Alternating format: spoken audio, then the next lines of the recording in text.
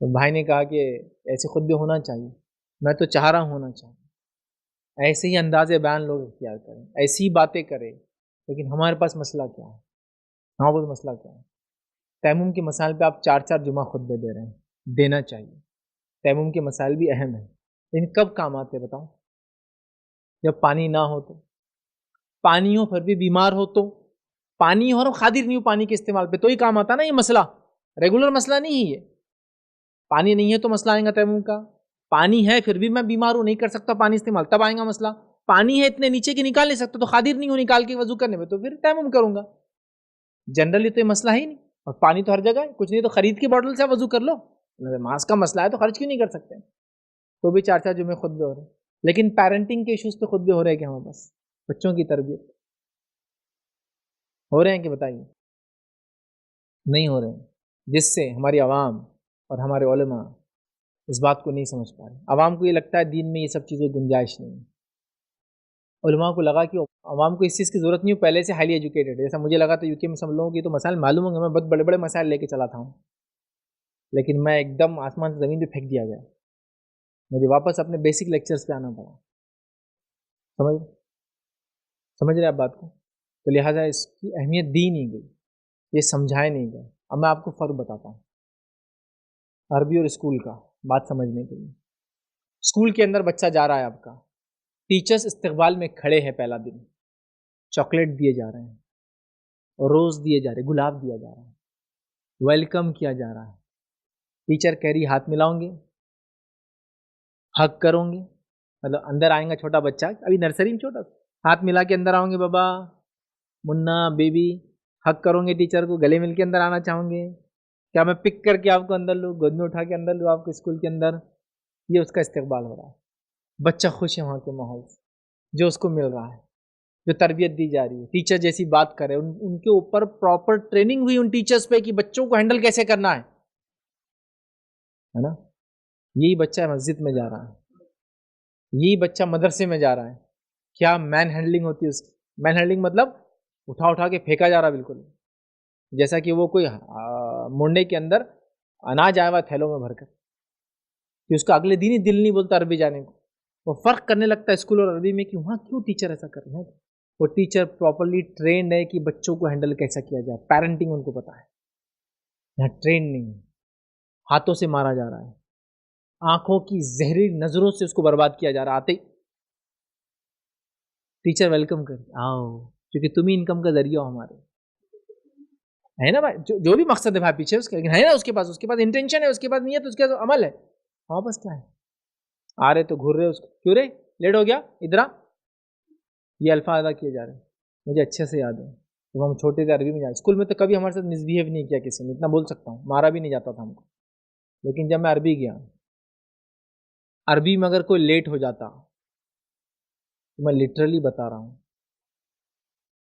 Teacher بولتا تھا، یہ میں کسی کی برائی نہیں کر رہا ہوں، لیکن یہ ہوا ہمارے ساتھ، کہ ڈنڈا دکھ رہا نا تیرے پیچھے سے اندر نام کے ساتھ بولتے تھے، اندر ڈال دیتا ہوں، لٹرلی کہہ رہا ہوں، یہ میں خود جس عربی میں گیا میں نے سنا، یہ تو لڑکوں کو بولا جاتا تھا، ہم نے کچھ الفاظ تو صرف وہیں سنے، انسانی اعضاء کو عورت کے کیا بولتے اس عربی میں، جب لڑکی لیٹ ہوتی تھی تو وہ ٹیچر لٹرلی بولتا تھا، یہ چھڑی دینا تیری وہاں پورا نام لے کے وہاں گھسا دیتا ہوں، لٹرلی کہہ رہا ہوں، اور میں عام عربی میں نہیں گیا، اور نہ ہی میرا تعلق عام گھرانے سے ہے شہر کے اندر، شروع سے ہی میرے نانا امام تھے، جس مسجد میں امامت کرتے تھے میں وہیں جاتا تھا، یہ لوگ مجھے پہچانتے تھے، بچہ ان کا ہے امام صاحب کا نواسا ہے، فلاں یہ وہ، آلریڈی میں ایک نون فیملی سے بلانگ کرتا تھا، جن کا بڑا نام تھا، وہ ٹیچر تھے، فلاں تھے، اور ہم لوگ چونکہ والد بھی اسی علاقے میں رہتے تھے، نانا گھر بھی نزدیک تھا، تو سب پہچانتے تھے ہم، ایک نون فیملی سے تھا، تو ہمارے سامنے یہ سلوک ہوتا تھا، تو ہم لوگ اپنے نانا سے پوچھا کرتے تھے، کبھی گھر کے بڑوں سے پوچھتے تھے کیا دینی لوگوں کو گالی دینا الاؤڈ رہتا، اور پھر ہم سوچا کرتے تھے کہ جو بولتے تھے اپن دینی بنیں گے، دینی لوگ بنیں گے، کیونکہ اپنی گالیاں جائز رہتی، میں صحیح بول رہا ہوں، ہم ایسا بولتے تھے اپنی بہنوں کو، بڑی خلیری، کہ ہم جو ہے نا دینی انسان بنیں گے، دینی لوگ گالی دے سکتے، دینی لوگ ارے تورے سے بات کر سکتے، عام لوگ نہیں کر سکتے تھے، ہم کو بولتے تھے تو سے بات نہیں کرنا، اور وہ بولتے تھے کیا رے تیرا باپ کیا کر رہا، کہیں کو لیٹ ہوئی، تیری ماں یہ کر رہی تھی، ایسی بات تو اری تورے سے کر سکتے، لیکن جو دیندار نہیں رہتے وہ اری تورے سے بات نہیں کر سکتے، یہ پرسیپشن تھا جب میں چھوٹا تھا، یہ دینداری کا یا دینی لوگوں اور دینی شخصیات کا، میں کسی کو برا نہیں کہنا چاہ رہا ہوں، لیکن میں اپنے تجربے بتا رہا ہوں. یہ تجربوں کو ہم چھپا نہیں سکتے، یاد رکھیے. اگر ہم نے اپنے آپ کو نہیں بدلا، اپنی اگلی نسلوں کو ہم کھونے والے اپنے ہاتھوں سے ان کو جہنم میں ہم ڈالنے والے ہیں. لیکن ہم فکر نہیں کرتے. تو دینی شخصیات کو اپنے آپ کو بدلنے کی اتنی سخت ضرورت اسی کو امتحان ہے. میں نہیں کہہ رہا ان کو لچھے دار بات کرنے کی ضرورت ہے، ان کو وہ بات کرنے کی ضرورت ہے جو ہمارے نبی نے ہم کو سکھایا بس، کہ وہ سب سے سخت قسم کے کفاروں سے بھی سب سے نرم قسم کی بات کرتے ہیں. اللہ رب العزت نے موسیٰ علیہ السلام کو حکم دیا کہ موسیٰ فرعون کے پاس جا رہے ہو، لیکن نرم بات کرنا. ہو سکتا ہے ہدایت پالے، ہو سکتا ہے ہدایت پالے، ہو سکتا ہے صحیح راستے پہ آ جائے. نرم بات کرنا فرعون سے. تو ہم تو فرعون نہیں تھے، عربی میں جاتے تھے تو مسلمان کے بچے تھے. تو فرعون سے نرم بات کرنے حکم ہے، اور ایک عربی کا ٹیچر ہم کو گالی دیتا. لٹرلی میں کہہ رہا ہوں نا، اعضا کے نام لے لے کے وہ ڈنڈے کا نام بتاتا تھا، یہاں گھسا دوں گا، یہاں گھسا دوں گا تیرے یہاں. اور ہم نے پہلی بار وہیں سنے تھے وہ اعضا کے نام، اس سے پہلے نہیں سنے تھے اپنی عمر میں کہ وہ پارٹس کو کیا بولتے، باڈی پارٹس کو. یہاں تک کہ لڑکیوں کو بولا جاتا تھا معلوم. اور وہ ایک چمٹی جو لی جاتی تھی وہ عربی کی، اسکول میں کبھی نہیں مارا گیا ہم کو. مارا جاتا تو کیس کر دیتے. لیکن عربی میں جو چمٹی لی جاتی تھی نا، ایک چمٹی جو بغل میں لی جاتی تھی، اگر یاد ہو کسی کو، یہاں پکڑ کے جو پورا گھومنا پڑتا تھا، وہ ایک چمٹی یاد رکھیے. اس نے ہم کو کوئی نصیحت نہیں دی. ہم نے بہت اچھے علامہ حافظ خنا نہیں، کوئی نہیں بول سکتا وہ چمٹی کا نتیجہ آپ یہ ہے. نہیں نہیں نہیں، وہ چمٹی کا نتیجہ یہ تھا کہ میں نے 9ویں جماعت کے بعد مسجد میں جانا اور مدرسہ جانا چھوڑ دیا تھا. پھر کئی زمانہ مسجد نہیں گیا، کئی زمانہ مدرسہ میں نہیں گیا. کہ مجھے لوگوں سے کوئی تعلق رکھنا، مجھے یہ لوگ پسند ہی نہیں آتے. بیسک پوائنٹ، نہ وہ مسجد پسند آتی، نہ اس کے اندر کے لوگ، نہ وہ شخصیات، نہ مسجد کی عمارت، کچھ بھی پسند نہیں آتا مجھے. نہ وہ مسجد، کچھ بھی نہیں. اس لیے کہ ہر جگہ ہم کو ڈانٹا جاتا، مارا جاتا. دھوپ میں کھڑے کے نماز پڑھتے تھے ہم جمعہ کی چپلوں جوتوں میں. وضو کرنے جاؤ تو آدھے وضو میں کوئی آ کے لات مار کے گرا دیتا تھا، اٹھ چل، کیا وضو کی ضرورت ہے. نماز میں کھڑے ہوتے تھے بچوں کی صف میں، پھر بڑے زیادہ ہو گئے تو بچے پیچھے پیچھے پیچھے مسجد سے باہر نکال دیے جاتے تھے. ٹپو ٹولا تو مسجد میں ایک دم عام بات ہے، اسکول میں کبھی نہیں ہو ہمارے ساتھ. ہم کو اسکول کی عمارتیں پسند آتی تھی، وہاں کے اندر کے بسنے والے لوگ ہمیں احترام والے لگتے تھے، ان کو ہم بولے نہیں آج تک. لیکن مدرسوں میں جو ہمارے ساتھ مین ہینڈلنگ ہوئی نا، جو رف استعمال، ایسا کہ ہم ردی پیپر اٹھا کے بس گٹھے پھینکے گئے، تو یوز ہوا، اس نے نفرت ڈال دی دلوں میں. آدھے پھر جب بڑے ہوئے تو سمجھ آئی کہ مسجدیں غلط نہیں ہیں، لوگ غلط ہیں. پھر جب بڑے سمجھے فلاں نہیں. اور پھر جب بچے ویسے بڑے ہوتے ہیں تو پھر باغی ہوتے ہیں ایسے بچے. پھر ہم لوگوں کو وہ شخصیتیں، وہ لوگ ویسے نظر نہیں آتے تھے جیسے وہ تھے. رحم کی حد تک رحم کھاتے تھے، باقی رحم نہیں آتا تھا، کیونکہ جس الفاظ سے وہ بات کرتے تھے. آج بھی وہی حال ہے لوگوں کا، آج بھی نہیں بدلے لوگ. آپ جائیں گے تو السلام علیکم، کیسے ہیں، کیا ہے، فلاں. ایک بچہ وہیں کچھ کر رہا، اے لانڈے چل نکل. آپ میرے سے اتنی اچھی بات کر رہے ہو، بچے کو آپ نے لانڈا کیوں بولا؟ دیکھیے اگر لانڈا کسی زبان کے اندر اگر یہ احترام کا لفظ ہے بچوں کے لیے تو ادا کرنے میں کوئی حرج نہیں. زبان کی نوعیت میں جانتا ہوں، زمین زمانہ سے زبانیں بدلتی ہے، لیکن میں جانتا ہوں دکنی اردو زبان میں لانڈا اچھے لفظ نہیں ہے. وہ بچے کو نہیں بولا جاتا. اپنی بیٹی کو بولتا ہے کہ لانڈے ادھر نہیں، بلکہ پوٹے بھی بولے تو ٹھیک نہیں ہے، اچھے معنی میں نہیں ہوتا. حالانکہ پوٹا پوٹی بھی کامنلی میل فیمیل کے لیے مراٹھی وغیرہ میں اور دیگر زبانوں میں استعمال ہوتا ہے، لیکن اردو میں نہیں ہوتا. ہم جو بولتے بیٹا، بیٹا ادھر آؤ، بیبی ادھر آؤ، بابا ادھر آؤ، یہ لفظ ہوتے ہیں ہمارے پاس. اور اسکول میں تو ہم کو بہت اچھے اچھے ناموں سے پکارا گیا. تو یہ مسئلہ ہے، یاد رکھیں. یہ تربیت کی سخت ضرورت ہے. جو لوگ دین کا کام کرتے ہیں، جو دین کے ماحول میں مساجد کو چلاتے ہیں، مکاتب کو چلاتے ہیں اور مدارس کو چلاتے ہیں، اگر ہم نے رویہ نہیں بدلانا، بچوں کو برباد کرنے والے ہم ہی لوگ ہوں گے، یاد رکھیں، جنہوں نے دین کے نام پہ اس کو کیا. لہٰذا انسانی سماج میں کیسا رہا جائے، یہ صرف یہاں کا ایشو نہیں ہے. لیکچر یہاں کے لیے ہونا چاہیے، میں چاہوں گا لیکچر ہر جگہ پہنچنا چاہیے. لیکن آج بھی امت اس کو سب سے کم اہمیت دیتی ہے. بچوں کو بچپن میں برا بھلا کہتے ہیں، بڑے پیمانے کے بل سنتے نہیں یار ہماری، کیوں سنیں گے. مسجد کمیٹی، مدرسے والوں کو ایک بات بولتا ہوں، یہ بچے جن نوجوانوں کو تم صحیح تربیت نہیں کرو گے، برے الفاظ سے پکاروں گے، فلاں کرو گے، کل یاد رکھو مسجد کمیٹی کو فنڈ دینے والے بھی یہی لوگ ہیں. یہ دین سے بھی دور ہوں گے اور دین کو پیسہ بھی خرچ نہیں کریں گے.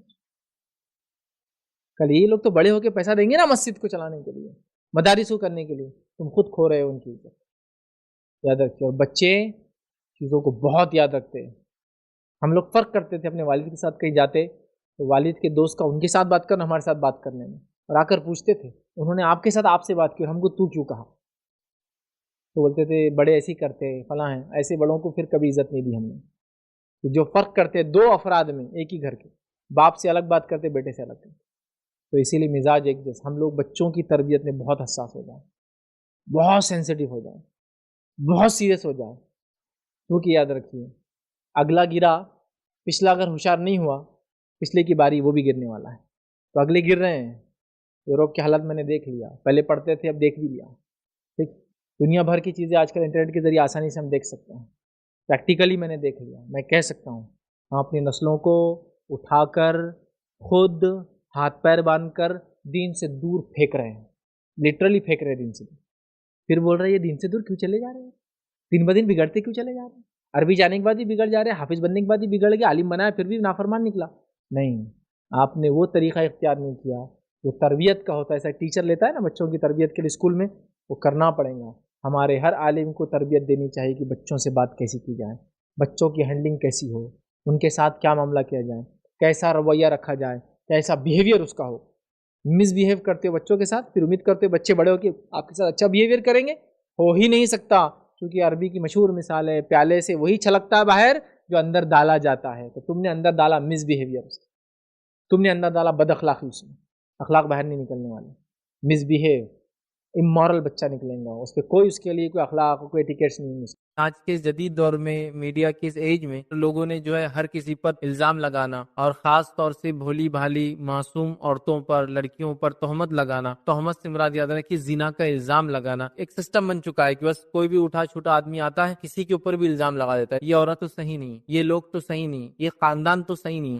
یہ بات اتنی کامن ہے، اتنی عام ہے کہ لوگ بس لوگوں کو دیکھ کر ہی الزام لگا دیتے ہیں. اب یہ کیسے معلوم کر سکتی ہے ان کی آنکھیں؟ کیا اس کی دلیل ان کے پاس ہوتی ہے؟ کیا ایویڈنس اور پروف ہوتا ہے؟ مطلب کسی نے کم کپڑے پہنا تھا، یہ تو زانی ہوں گئی. یہ ایک الزام جو ہوتا ہے نا کہ یہ عورت بچلن ہے، زانیہ ہیں، یہ ہے، تو اس کی اکیلی کی لائف میزریبل نہیں ہوتی، برباد نہیں ہوتی. ہسبینڈ ہے، اس کے بچے ہیں، اس کا خاندان ہے، اس کے ننیال ہے، اس کے ددیال ہے، کتنا ہوتا ہے. تو کوئی بھی انسان کسی پہ زنا کا الزام لگائے تو 4 گواہ کے بغیر یہ بات ہو ہی نہیں سکتی. اب اللہ کیا فرماتا سنیے، جو لوگ پاک دامن عورتوں پر تہمت لگائے پھر 4 گواہ لے کر نہ آئے تو ان کو 80 کوڑے مارو. دشمنی نکالنے کے لیے، حسد کی وجہ سے. بہت خوبصورت لڑکیاں، ہم کو نہیں دے رہے الزام، فلاں چیز ہو گیا، بہت آگے جا رہے الزام، حسد، یہ ہوتا دشمنی.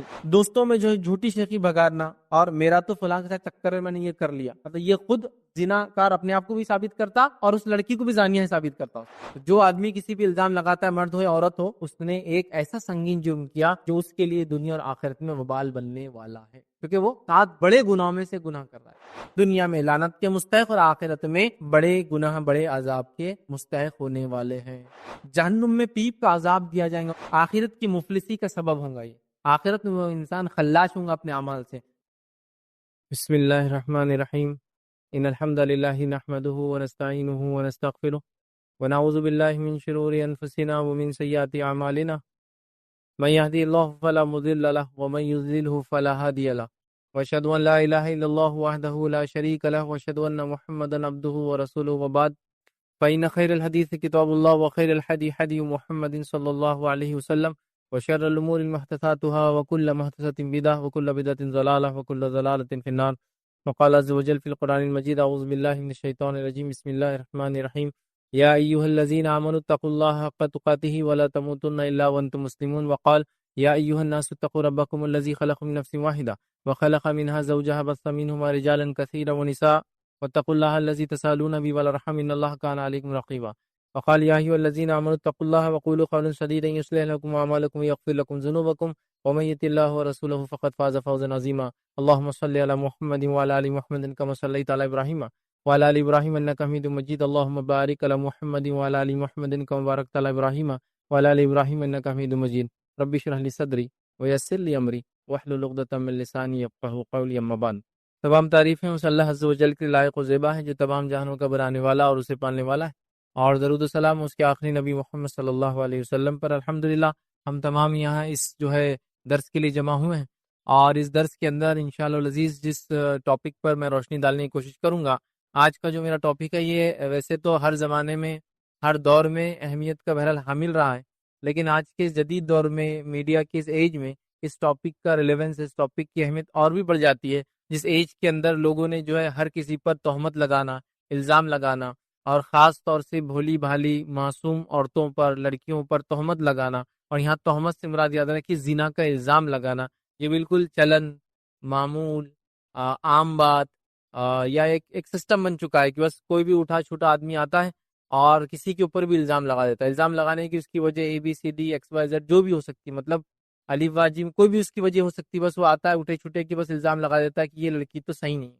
یہ عورت تو صحیح نہیں ہے، یہ لوگ تو صحیح نہیں ہے، یہ خاندان تو صحیح نہیں ہے. اور یہ بالکل ایک دم عام ہو چکا ہے. مطلب پہلے تو ایسا تھا کہ ایسا کوئی الزام لگا دے تو ہر آدمی اس مجلس میں جو بیٹھا ہے یا تو اس کی بھویں چڑھ جاتی تھی، یا تو وہ اپنے کانوں کو بند کر لیتا تھا، یا پھر سامنے والے گریبان پکڑ لیتا تھا کہ بھائی آپ نے یہ جو کہہ دیا، اب اس کا آپ کے پروف، ایویڈنس اور دلیل کیا ہے.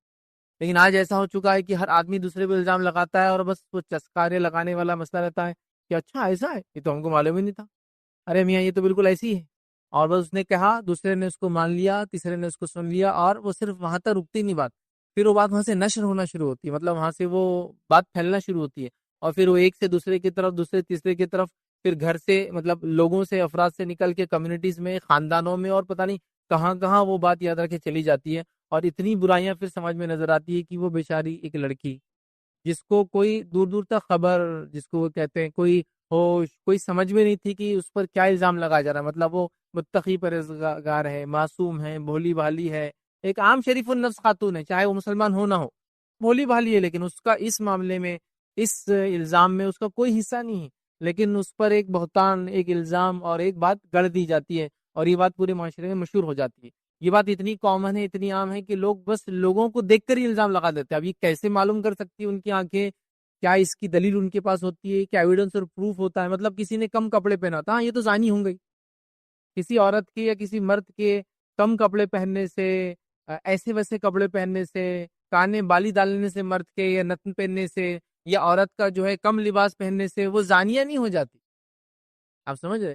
یہ بہت بڑا الزام ہوتا ہے. تو سیدھا ہم کیا کرتے ہیں، بس ایسا کچھ بھی دیکھا تو زنا کا الزام لگا دیا. مطلب کوئی بھی چیز پر، ایون کہ یہ تک دیکھا گیا کہ جس ماحول میں ساری مسلم خواتین برقع پہنتی ہے، اور اگر اس ماحول کے اندر ایک عورت نے برقع چھوڑ کر برقع اتار دیا، سنبھل لیے، تو اس پہ بھی الزام لگاتے زانیہ ہے بول کر ہی. مطلب کوئی تو تک ہو بات کرنے کا، کوئی تو مطلب جس کو کہتے سمجھداری کا تقاضا ہو. کیا ہر عمل پر، ہر انسان پر آپ زنا کی تہمت لگا سکتے ہیں؟ اور یہ کامن ہو چکا ہے. اچھا، ایک زمانہ تھا یہ چیز خاص تھی خواتین کی حد تک، مطلب عورتوں پر لوگ ایسے الزام لگاتے تھے، یہ بہت کامن تھا. اب یہ ہوگا کہ بس ہر کس نہ کس، مرد کیا عورت کیا، ہر آدمی پہ الزام لگا ہوا ہے. مطلب یہ نوجوان ہے، اچھا تھوڑا سا ایسے ویسے کپڑے پہنتا ہے، ہاں یہ تو زنا کرتے ہوں گے، زانیہ ہے، دکھ رہی ہے زانی ہے، اس پہ الزام لگا دیا. کوئی عورت دکھی ذرہ برابر بھی معاشرے سماج سے ہٹ کر، جیسا میں نے مثال دی، سب برقع پہنتے، ایک عورت لڑکی برقع نہیں پہنتی، ارے یہ تو زانیہ دکھ رہی، مطلب اس پہ لگا دیا الزام، ارے اس کا تو معاملہ کچھ گڑبڑ دکھ رہا، لگا دیا الزام. ٹھیک. اس کے بعد جو ہے اگر کوئی جو آپ سے پروف پوچھے تو پھر اس کی پروف میں کیا دیا تھا معلوم آپ کو؟ مطلب دلیل کے طور پر، میاں دھواں اٹھ رہا ہے تو آنکھ تو ہوں گی، مطلب اگر کسی نے ایسی بات کیا تو وجہ تو ہوں گی. اب یہ تو کوئی بیسس ہی نہیں ہے کہ اگر کوئی کسی کے بارے میں کوئی بات کہہ دے تو اس کی کوئی وجہ ہوں گی، اور کوئی وجہ اس کا مطلب آدمی ویسا ہوں گا. مطلب جو پروف دیا جا رہا ہے وہ پروف بھی ایسا دیا جا رہا ہے، یاد رکھیے، کہ جس کی کوئی انتہا نہیں. بس ہم کو لگا، ہم نے سنا، ہم کو محسوس ہوا، دھواں ہے تو آنکھ کہیں نہ کہیں لگی ہوں گی، بات ایسی ہے تو کوئی نہ کچھ تو وجہ ہوں گی. مطلب کوئی اس کے لیے وہ نہیں. اور یہ جس طرح سے رفتار سے میڈیا بڑھتا جا رہا ہے، میڈیا کے آلات بڑھتے جا رہے ہیں، اس کے ٹولز بڑھتے جا رہے ہیں، اسی رفتار سے اور اسی تیزی سے یہ برائی بھی، مطلب یہ تہمت لگانے کا سلسلہ بہت چل پڑا ہے. دیکھیے کچھ گناہ تو گناہ ہے ہی اپنے آپ میں، لیکن وہ ایسے گناہ ہوتے ہیں جس سے معصوم لوگوں کو بھی تکلیف ہوتی ہے. کچھ گناہ تو گناہ ہوتے ہیں جو ذاتی طور سے شخصیت کو برباد کر دیتے، لیکن ایسے بھی کچھ گناہ ہوتے ہیں جو سامنے والے کو برباد کر دیتے ہیں، سماج کو برباد. جیسا سود لے لیجئے، وہ خود انسان کو برباد کرتا ہے لینے والے، اور سماج کو برباد کرتا ہے. یہ الزام لے لیجئے، یہ الزام کی وجہ سے بولنے والا تو گناہ گار جہنمی ہوگا اس وجہ سے، لیکن اس کے ساتھ ساتھ وہ معصوم عورت، وہ معصوم لڑکی، اس کا خاندان، اس کے گھر والے، اس کے رشتہ دار، وہ سب بدنام ہو جاتے ہیں. مطلب یہ ایسا گناہ ہے جو تہمت لگانے کا، زنا کا الزام لگانے کا، جس میں ایک فرد شامل نہیں ہوتا. اس کے اندر کئی گھرانے اور کئی خاندان متاثر ہوتے ہیں. اور کچھ لوگوں کے لیے یہ الزام اتنا سنگین ہوتا ہے، اتنا خطرناک ہوتا ہے، اتنا بڑا ہوتا ہے، اتنا زیادہ ہوتا ہے کہ وہ اس کو جھیل نہیں پاتے. لیکن اگر وہ اس کو جھیل نہیں پاتے تو میری ان لوگوں سے اپیل ہے کہ ایسے الزام لوگوں پہ لگتے رہیں، اچھے لوگوں پر، لیکن اس وجہ سے کوئی بھی انسان، مرد ہو یا عورت ہو، کوئی غلط قدم نہیں اٹھانا چاہیے. مطلب سامنے والا آپ پر الزام لگا ہے اور آپ غلط قدم اٹھا رہے ہیں، یہ کبھی بھی صحیح نہیں ہے ادر. اور ایسے الزام بڑے بڑے لوگوں پہ لگے، بڑے بڑے لوگوں پہ لگے. میں اگر مثال دوں تو ایک نبی پر یہ الزام لگا کہ زنا کا الزام لگا، اور وہ کون تھے؟ زنا نہیں بلکہ زنا بالجبر کا الزام لگا، ریپ کا الزام لگایا گا. اور یہ تو یوسف علیہ السلام، کچھ نہیں کیا آپ نے، معصوم ہیں آپ. ایک عورت کی نظر ان پہ خراب ہوئی، اس نے ان کی پاک دامنی خراب کرنے کی کوشش کی، وہ ان کے پیچھے پڑی رہی، وہ اس سے بچ کر بھاگے، اور وہ الزام سے بچے بھی. ان کے خود اس کے گھر سے ایک آدمی نے گواہی دی کہ اگر شرٹ پیچھے سے پھٹا یوسف کا تو عورت ذمہ دار ہے, اور اگر آگے سے ہے تو یوسف ذمہ دار ہے. ظاہر سی بات ہے, ایک دم نیچرل ہے. کوئی آدمی کسی پہ اٹیک کرے گا تو سامنے والا ڈیفینس میں اس کے کپڑوں کو کرے گا. یہاں یوسف علیہ السلام کا پیچھے سے کرتا پھٹا اس لیے کہ اس نے پکڑ کے کھینچا پیچھے سے, وہ بھاگ رہے, اس کا مطلب دور. گواہی دے دی گئی, لیکن چونکہ عزیز مصر بدنام ہو گئی, آس پاس کی عورتوں نے بولنا شروع کر دیا, اس نے تو اپنے غلام پہ نظر ڈالی. اس نے کیا کیا سب لوگوں میں بلایا, پورا واقعہ آپ سب جانتے ہیں. اور یوسف علیہ السلام نے دعا کی کہ اللہ یہ جیل جانا بہتر ہے مجھے, یہ جو جس چیز کی دعوت دے رہے ہیں. تو ایک شخص, ایک نبی, اس الزام کے اندر معصوم ہونے کے باوجود بھی انہوں نے سزا. سمجھ رہے ہو؟ تو یہ الزام لگتے رہے لوگوں پر, لیکن یہ الزام لگنے سے کوئی بھی مرد اور کوئی بھی عورت, یہ مرد کا اگزامپل ہوگا یوسف علیہ السلام, عورت کا اگزامپل ہے تو مائی عائشہ رضی اللہ عنہا, ان پر بھی الزام لگا, یہ بہتان لگایا گیا. سارا آپ لوگ جانتے ہیں واقعہ عفق کا. پڑھ لیجئے سورہ نور کی آیت 11 سے 20, آپ اس کو پڑھے تفسیر, یہ اس کے شان نزول پڑھ لیجئے, اس کی تفصیلات پڑھ لیجئے, آپ کو سب مل جائے. یہاں خاتون کا مسئلہ ہے, کتنے پریشان ہو گئے. نبی اکرم صلی اللہ علیہ وسلم کی بیوی ہے تو لوگوں نے, آپ دیکھ رہے, کسی کو نہیں چھوڑا, نبی کو نہیں چھوڑا, نبی کی بیوی کو نہیں چھوڑا, امہات المومنین کے اندر کسی کو, مطلب جس کو موقع ملا ہر دور میں منافقین نے, کافروں نے الزام لگایا.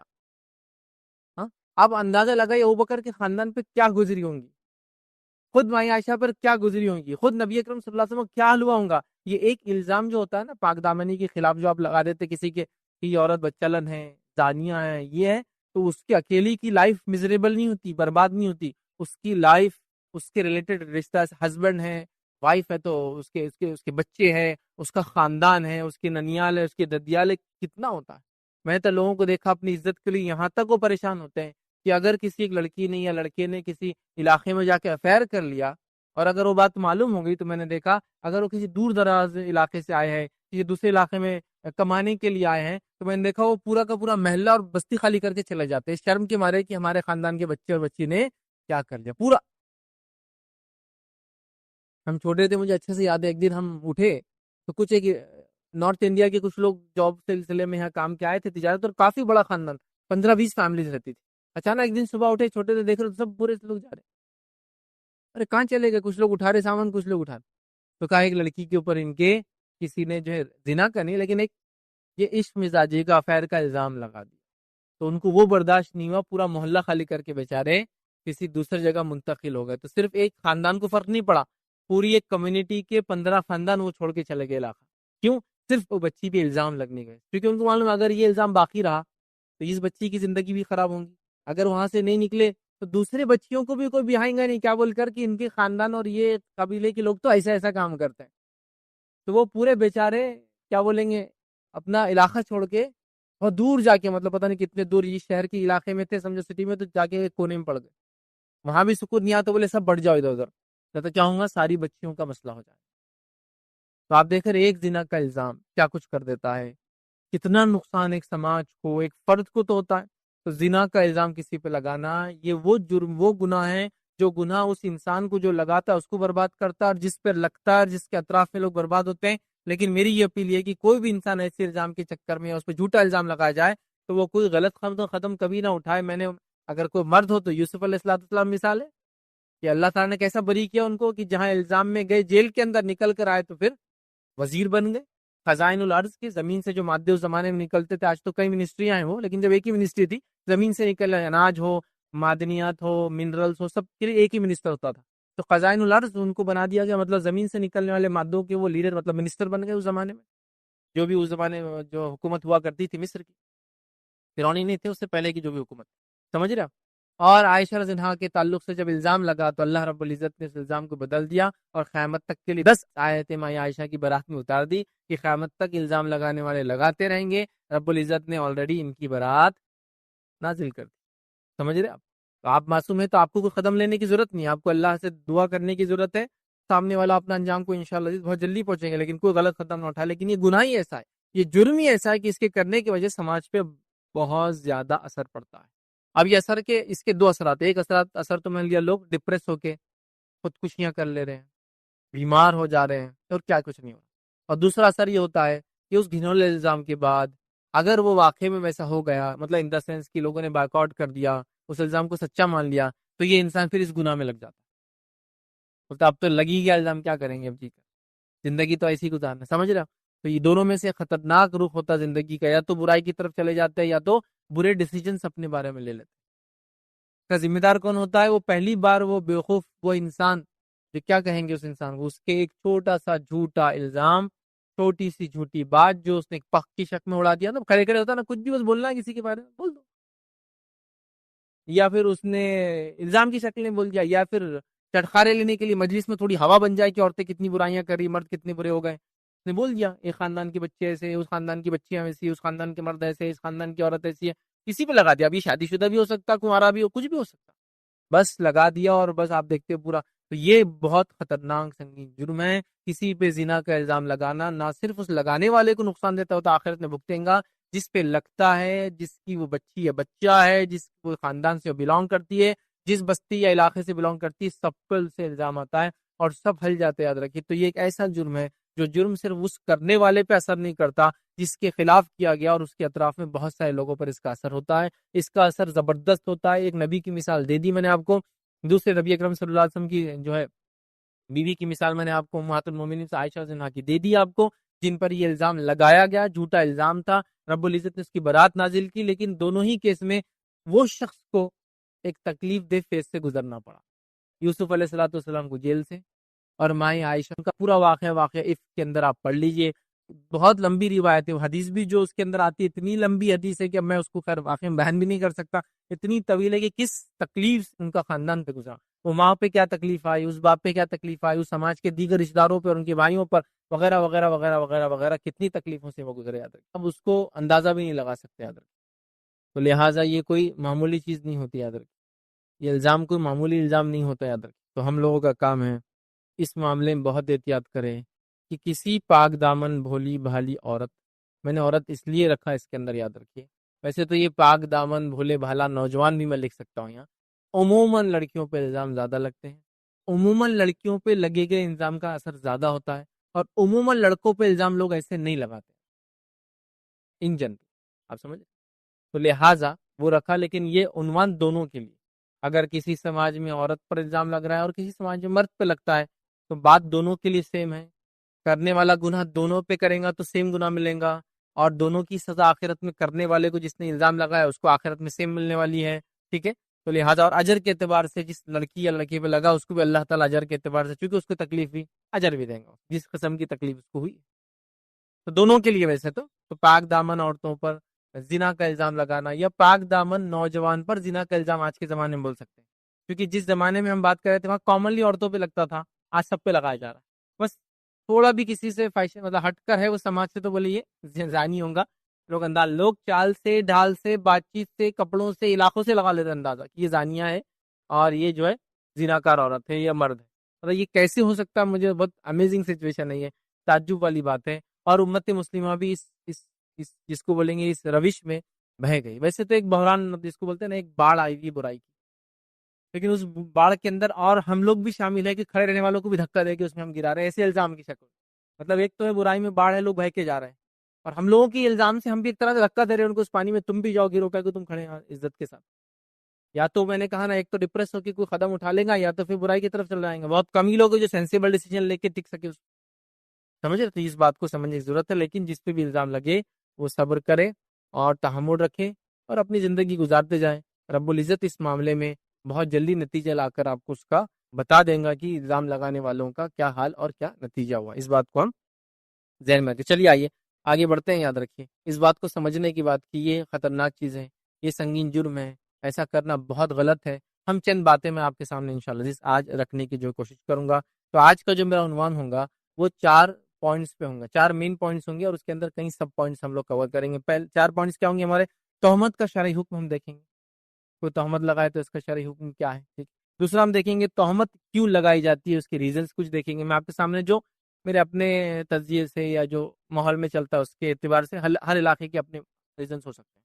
تیسری چیز ہم دیکھیں گے جھوٹی تہمت لگانے اور عزتوں کو اچھالنے والوں کو آخرت میں اور دنیا میں کیا انجام ہوگا وہ دیکھیں گے، ٹھیک۔ اور چوتھی چیز دیکھیں گے واقعہ افک، جو یہ واقعہ افک جس کو کہتے ہیں، واقعہ افک کے اندر جو مائی عائشہ رضی اللہ عنہا کے ساتھ ہوا، سورہ نور کی آیت 11 سے 20 آپ اس کو پڑھے تفسیر، تو اس سے کیا سبق ہم کو ملتا ہے وہ بھی دیکھیں گے، تاکہ قیامت تک کے لیے یہ چیز قرآن کے ذریعے باقی ہے تو اس میں کیا ملا، مطلب اس واقعے کے بعد اللہ رب العزت نے جوابی کاروائی کیسے کی اور کیا بتایا وہ دیکھیں گے، تاکہ اگر کسی پہ اللہ نہ کرے ایسا الزام لگاؤ تو اس کے لیے یہ چیزیں واقعی رہتی ہے، اس کو اس واقعے سے کیا کیا نصیحتیں ملتی ہے، سامنے والے کو تو کیا ہوگا وہ تو پہلے رکھ دیں گے، لیکن اس سے جس پہ لگا اس نے کیا کرنا چاہیے، اس کو کیا اس کے بھی بینیفٹس ہے وہ بھی ہم دیکھیں گے، اس لیے کہ کوئی بھی چیز دنیا میں ایسی نہیں ہے جو خیر سے خالی ہو، حالانکہ کبھی کبھار ظاہر بہت شر نظر آتا ہے۔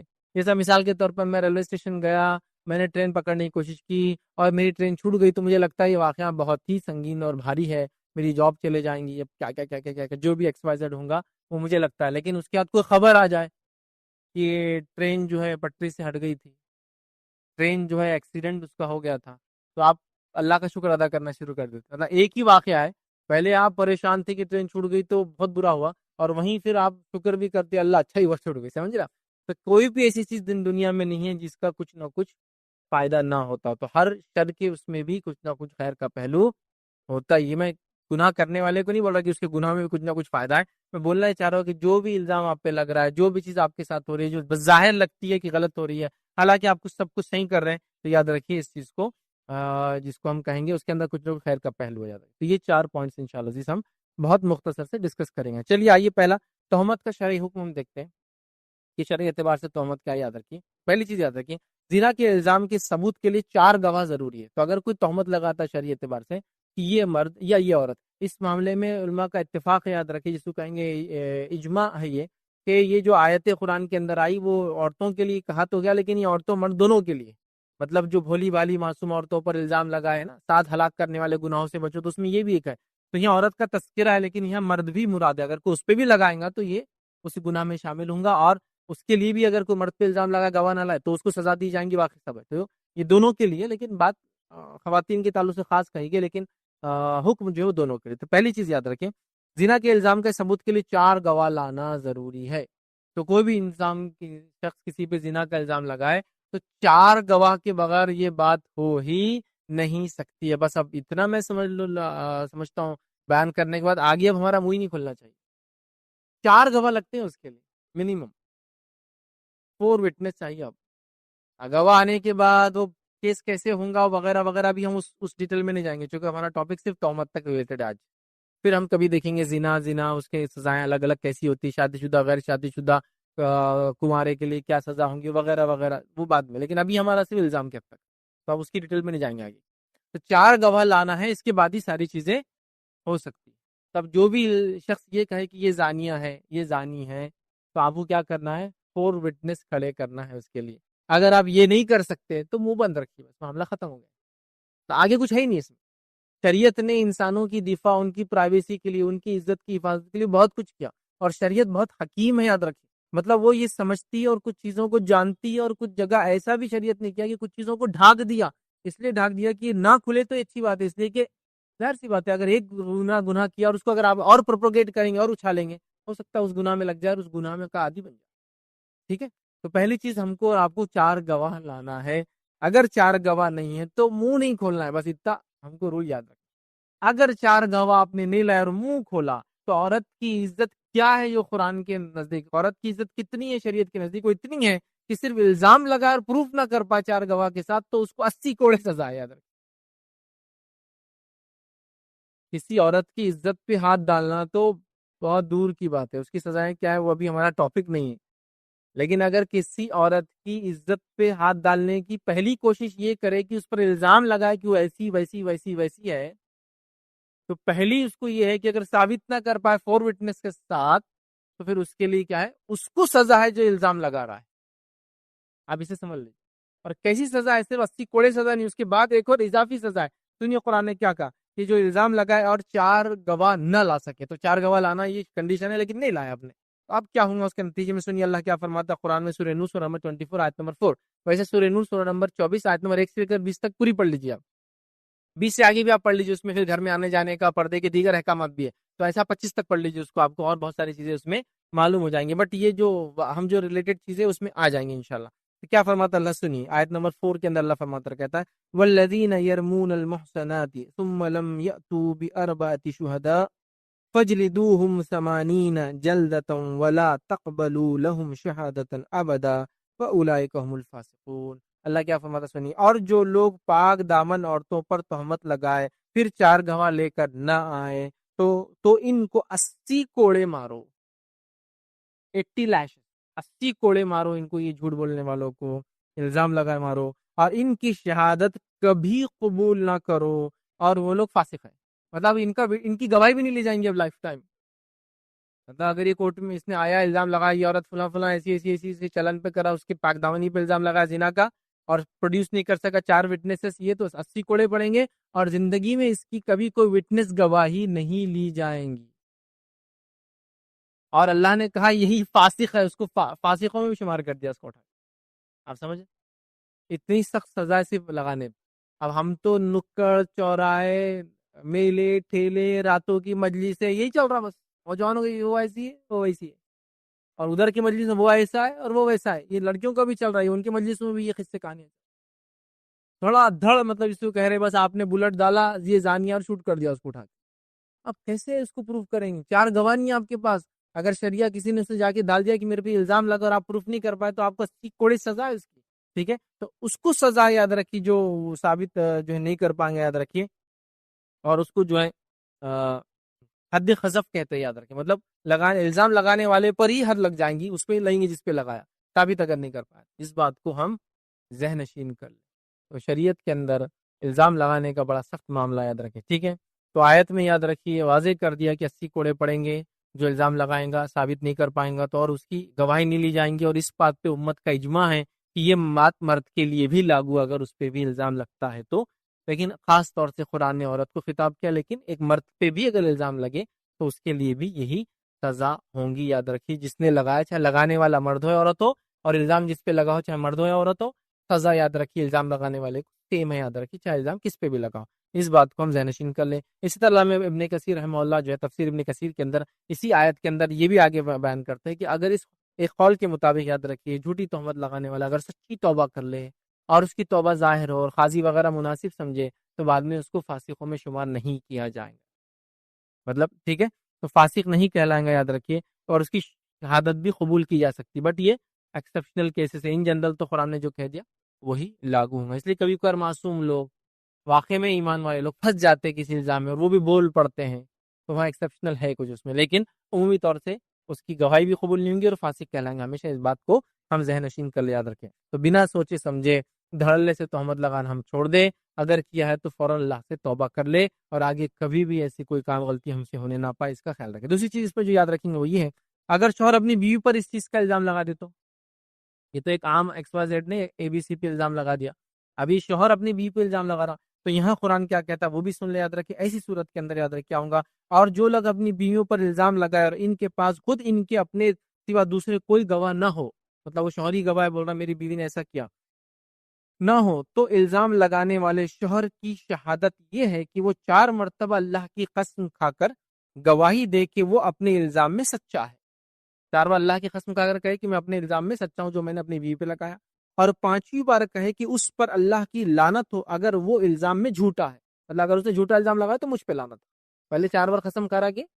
سچا ہے میری لعنت، میں جو الزام لگا سچا ہے، اور 5واں کہا کہ اللہ کی لعنت مجھ پر ہو میں اگر جھوٹا ہوں تو، پھر اللہ نے فرمایا آگے، یہ سورہ نور سورہ نمبر 24 کی آیت نمبر 6، 7، 8 اور 9 ہے، یاد رکھیں، پھر اللہ نے فرمایا اور عورت سے سزا اس طرح ٹل سکتی ہے کہ وہ 4 مرتبہ اللہ کی قسم کھا کر، مطلب شوہر نے الزام لگایا اس نے قسم کھا لی، مطلب ٹوٹل 5 ہوگی، 4 اس کے خلاف 1 اپنے خلاف، اور پھر عورت کیا کریں گی، وہ بھی 4 مرتبہ اللہ کی قسم کھا کر شہادت دے کہ یہ شخص اپنے الزام میں جھوٹا ہے جو میرے پہ الزام لگا رہا ہے، اور 5ویں مرتبہ کہے کہ اس بندی پر اللہ کا غضب ٹوٹے اگر شوہر اپنے الزام میں سچا ہے تو، 5 اپنے خلاف کھائیں گے، سیم اس میں وہ 4 اس کے خلاف 1 اپنے خلاف، یہ بھی 4 اس کے خلاف 1 اپنے خلاف قسم کھائیں گے، تو یہ معاملہ ٹل جائے گا۔ اب یہ آیت کو کیسا انٹرپریٹ کریں گے وہ یہ ہے کہ اس کا طریقہ کیا ہوگا، کہ اس کا طریقہ یہ ہوگا کہ شوہر بیوی پر سمجھ الزام لگاتا ہے تو کیس قاضی کے پاس جائیں گے، قاضی دونوں کو پہلے تو یا تو کیس ہے تو اس کو شوہر کو بولیں گے اگر تمہارا دعویٰ ہے تو تم وٹنس لا لو اور اس کو ثابت کر لو، اگر ایسا نہیں ہوتا یا پھر بیوی سے کہیں گا کہ تم قبول کر لو تم نے یہ کام کیا۔ دیکھیے وٹنس تو وہ ہے جب الزام لگے، لیکن اگر جس نے کیا واقعے میں زنا اور خود ہی آ جائے تو اس کے لیے وٹنس لگتے، وہ خود اپنے خلاف وٹنس ہوتا ہے۔ آپ جانتے ہیں نا واقعہ جس میں خود ایک عورت آئی کہا مجھ سے زنا ہوا، ایک صحابی اور خود کا مجھ سے زنا ہوا، تو یہاں آپ صلی اللہ علیہ وسلم سے 3 بار چہرہ پھیر لیا، پھر کہا تیری عقل تو نہیں ماری گئی، مطلب پاگل واگل تو نہیں ہے، کہانی عقل تو نہیں ماری گئی، ٹھیک ہے، اس کے بعد اس کی بات سنتے، مطلب اگر سیلف خود آ جائے کہا میں نے کیا تو پھر تو اس کی ایک ہی کا خود کی چل جائے. تو شوہر کو پہلے تو تقوی پرہیزگاری کی نصیحت کریں گے، بولیں گے ایسا الزام مت لگاؤ. پھر بیوی سے کہیں گا یہ الزام سچا ہے کہ تم قبول کر لو اگر ایسا کچھ ہے تو. جب دیکھیں گا کہ دونوں نہیں ہو رہا تو پھر قاضی کہیں گا چلو اب وہ یہ عمل کریں گا جو قرآن نے بیان کیا. اور یاد رکھیے یہ عمل کو جو ہے لیان کہتے ہیں. اس مسئلے کو کیا کہتے ہیں؟ لیان کہتے ہیں. لیان کے اندر ہوتا یہ کہ شوہر بیوی پہ الزام لگاتا ہے اور پھر وہ کرتے ہیں، اور لیان کا نتیجہ یہ ہوتا ہے کہ دونوں کے بیچ میں آخر میں سپریشن ہو جاتا ہے. ٹھیک ہے، کیونکہ شوہر نے الزام لگایا بیوی پر اور بیوی نے جو ہے الزام کو قبول نہیں کیا، تو بیوی کو بھی سزا نہیں، شوہر کو بھی کچھ نہیں، لیکن دونوں کا سپریشن ہو جاتا ہے. اگر بیوی قبول کر لے تو بیوی کو پھر سزا ملیں گی، اور اگر شوہر ثابت نہ کر پاتا شوہر کو پھر اگر بڑھا جائے تو خبر دینا اور ایک تو دعویٰ ہی کرنا ایسا ہوا تو شوہر کو یہ کہا جائے گا کہ بھائی دونوں ایسا کر لو اور دونوں میں سپریشن کر دیا جائے گا لیان کے بعد. اس بات کو ہم ذہن نشین کر لیں.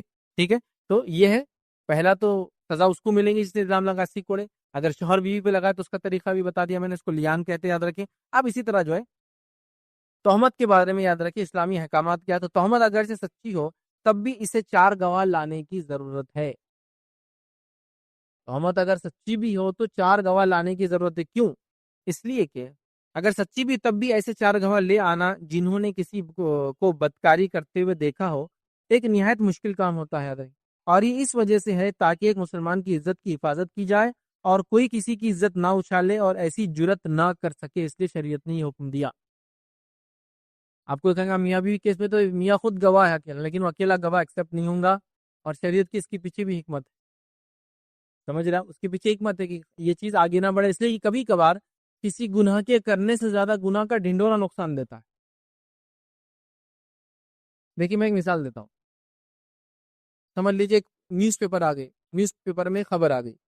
کیا خبر آ گئی کہ 4 لوگوں نے مل کے جو ہے بم بنانے کی تیاری کی. بم بنانے کے لیے انہوں نے پہلے یہ جمع کیا اور اس کو اتنا ملایا، فلاں جمع کیا اتنا ملایا، اس کو جمع کر کے کیا، پھر اس کو یہ کیا، اس سے کیا ہو جاتا ہے، فلاں کیا. پورا بم بنانے کا طریقہ آپ نے پیپر میں چھاپ دیا. پورا چھاپ دیا. اب کیا ہوں گا معلوم؟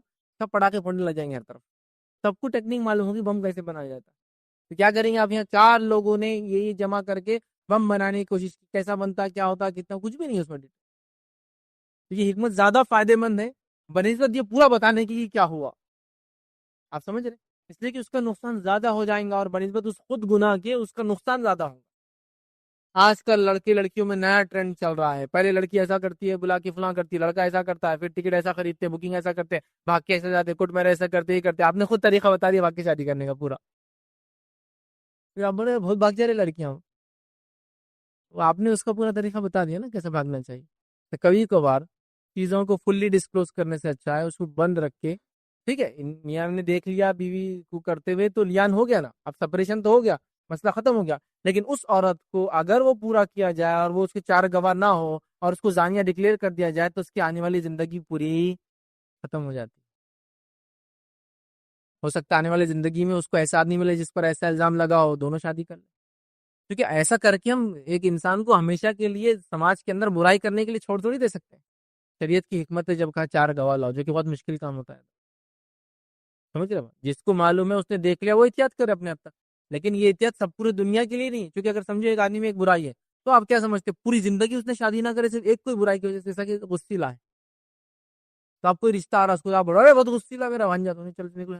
تو کیا زندگی بھر آپ اس کو برباد کر دیں زندگی سے اس کی غصے کی وجہ سے؟ آپ یہ بول سکتے تھوڑا تیز مزاج ہے تو بچی تھوڑا اس کو لے کر چلے. وہی بول سکتے بھائی ویسا مسئلہ نہیں، انشاءاللہ یہ بھی پڑ جاتی، ہو جائیں گا دونوں. چلو ٹھیک ہے پھر. سمجھ رہے ہیں بات آپ؟ لیکن پوری زندگی پیچھے تھوڑی ٹریل کریں گے کہ اس کی شادی نہیں ہونا اس لیے کہ اس میں ایک خرابی. تو چاہتی کچھ چیزیں ایسی ہیں کہ ان کو اور ایکسپوز نہ کیا جائے. کچھ چیزیں دب جائے تو وہ بہتر ہی ہے اس کے لیے. ہاں شوہر نے الزام لگایا، اس نے دیکھا تھا، اس کی سپریشن ہوگا، اس کا معاملہ ختم ہو گیا. نہیں میں سزا دلا کے رہوں گا، اتنی بری عورت ہے، ٹھیک ہے آخرت نہیں ملیں گی اس کی، کیونکہ ابھی آپ کے اس گواہ نہیں. یہ بات کو یاد رکھیں. اسی طرح اسلام کا اس طرح کا معاملات میں گائیڈ لائنس دینے کا مقصد یاد رکھیں سماج سے ایک دوسرے پر الزام اور تہمت لگانے کے مزاج کو ختم کرنا. اب دیکھیے کوئی بھی آدمی کو معلوم ہے میں اس کو الزام